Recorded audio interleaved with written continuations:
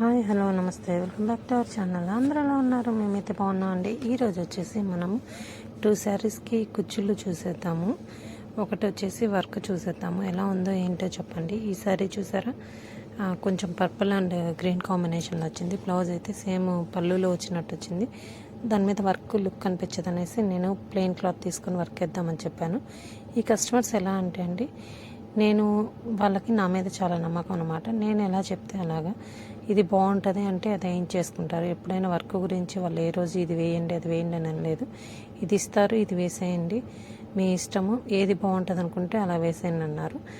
వాళ్ళకి రేంజ్ అడుగుతానండి, ఏ రేంజ్లో కావాలనేసి ఆ రేంజ్లో చెప్తారు. నేను అలా వేసాను. చూసారా, బ్లౌజ్ పర్ఫెక్ట్ సెట్ అయింది, అంత పర్ఫెక్ట్ దొరికింది. దాని మీద వచ్చేసి నేను శారీలో సిల్వర్ ఉంది, సిల్వర్ అండ్ పర్పుల్ కలర్ కాంబినేషన్తో వేసాను. వర్క్ అయితే చాలా బాగా వచ్చిందండి, నీట్గా ఉంది వర్క్, చాలా బాగా ఫుల్ వర్క్ అనమాట.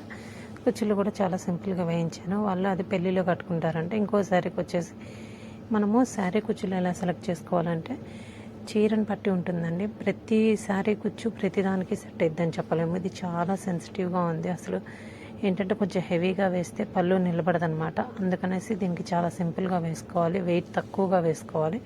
అదే పట్టు చీరలో గట్టిగా ఉంటాయి చూడండి, వాటికైతే మనం గట్టిగా వేసుకోవచ్చు. నచ్చితే లైక్ చేయండి, షేర్ చేయండి, సబ్స్క్రైబ్ చేసుకోండి.